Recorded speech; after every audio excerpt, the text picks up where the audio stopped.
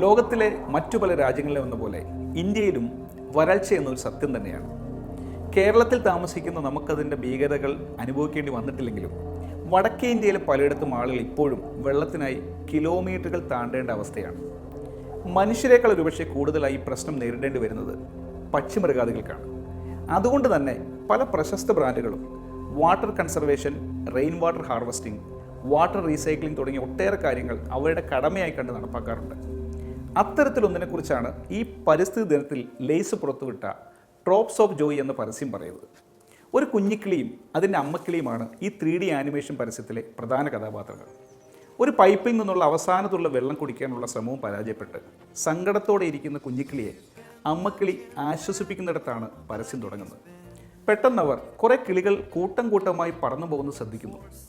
അവരുടെ കൂട്ടത്തിൽ ചേർന്ന് പറക്കുന്ന അമ്മക്കിളിയും കുഞ്ഞും എത്തിച്ചേരുന്നത് ഒരു ലേസ് ഫാക്ടറിയിലേക്കാണ്.